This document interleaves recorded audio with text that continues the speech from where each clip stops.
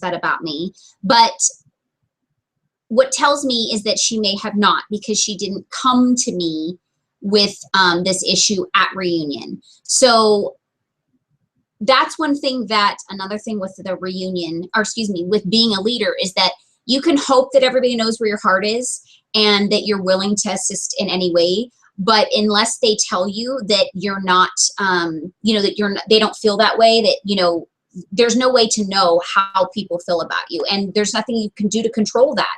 So all you can control is that you know where your heart is, and that you can try to reveal as much as possible that you're there to help. If they don't take that in and they don't utilize that resource, there's really nothing we can do. So to that consultant, I wish that she would have come to me at reunion and said, this is what's going on, and this is where I'm having some issues.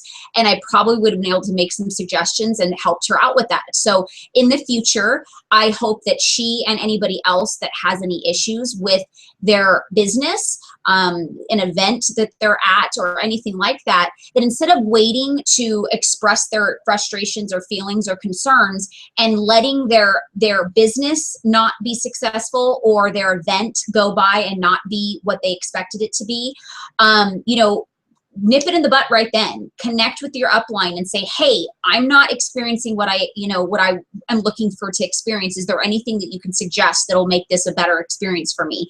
And it's likely that we would be able to, maybe not the way they're looking, because we don't, again, it's all in the eyes of the beholder. If you are expecting a certain thing and that can't be provided, it's very likely that you will be disappointed. So this message is about choosing to find the good in everything.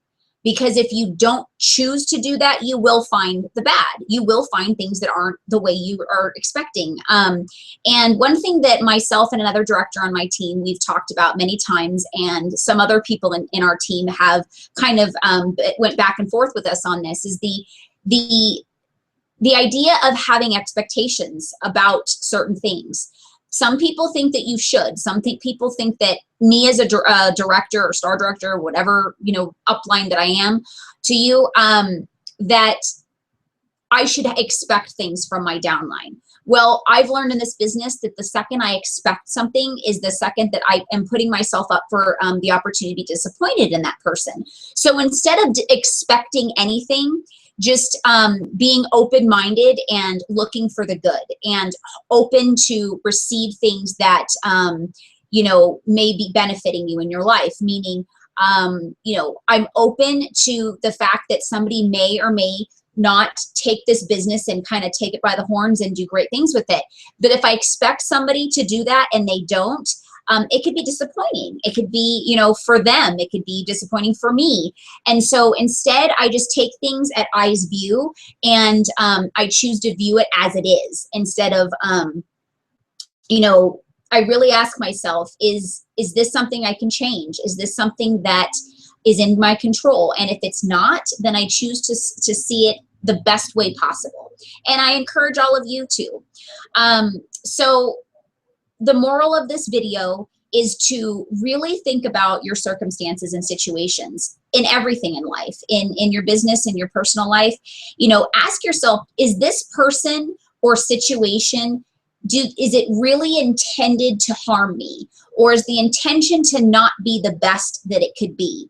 When you think about reunion, they literally smell, well, fragrance, but they spend millions of dollars on reunion. Do we really think that they wouldn't try to do the best they absolutely can to make the best experience possible for you?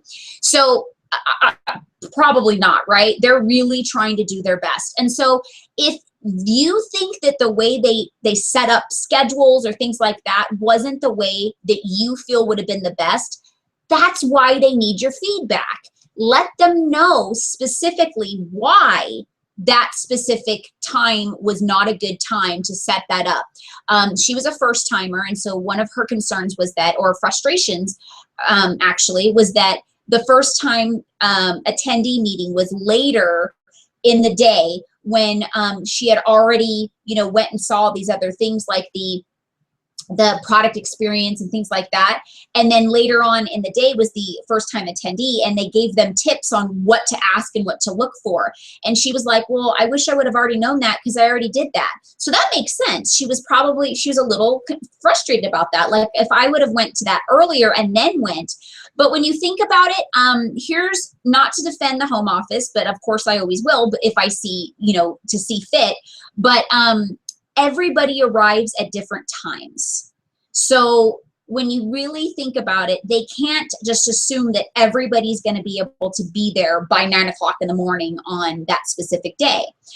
Some people don't show up until the beginning of general sessions. So they try to make it as close to when general sessions start that they'll at least be able to get their first time attendee meeting in. If they do it way too early, a lot of those attendees may not make the meeting because they can't get there till later in the day, because general sessions, the actual real start of the reunion, doesn't start until later that day. So they put all the starting of everything that's real training in the beginning. All they do is open up those earlier things for people that just happen to be there. And if we choose to go earlier, then, we see things earlier. And that's not, again, not in their control how you choose to schedule yourself in that area. So moving forward, if any of your team members, this is what I learned, I will make sure that I suggest to firsthand attendees, because she gave me this feedback, that it's important to maybe go to your first time attendee meeting before you go and view anything else, so you can have the right instructions and know what questions to ask. There were other first time attendees there, and they didn't have an issue with that structure. So it just depends on the person. But I did learn that that's a suggestion I can provide if they're the type of person that will happen to want to know what they need to do first before they view anything else. They can choose to do that.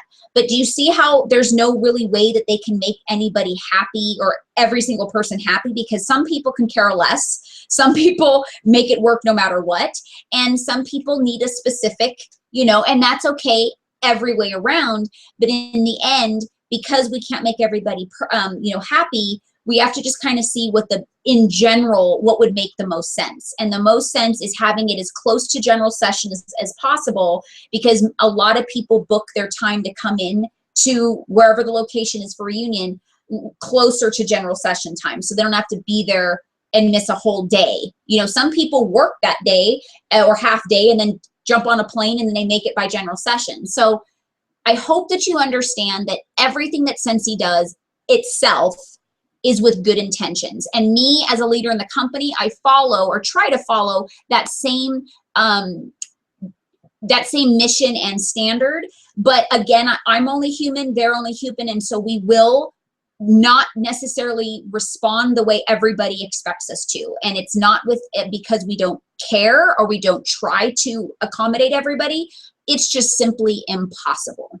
So I hope this makes the person that I made this video for feel better, knowing that we are not teaching, everybody is not, first of all, Scentsy's not teaching people to be, rude and inconsiderate.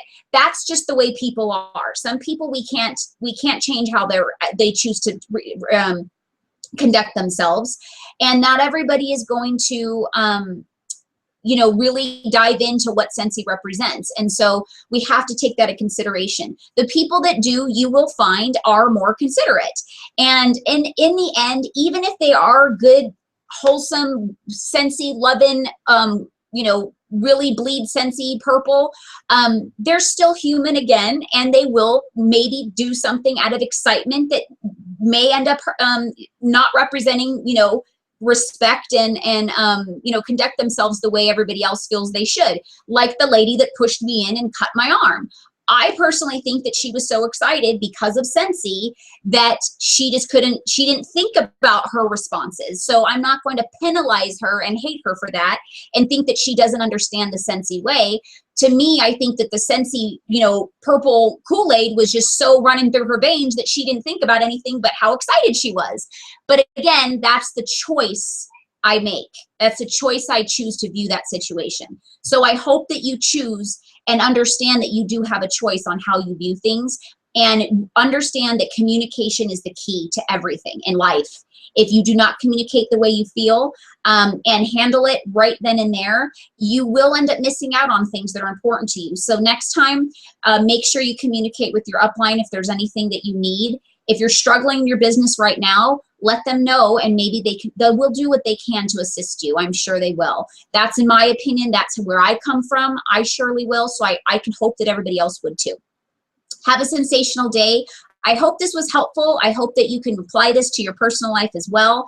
And know that, you know, every person that joined your team is a new opportunity for you in your life by helping and serving them and leading by example, and you know, using your experiences to help them and guide their way. But just remember, if you're passing on negativity, negativity grows faster than positivity. So think before you pass on any negative experiences, and try to just use you know, your experience to make their experience even better. So have a sensational day, and until next time, bye-bye.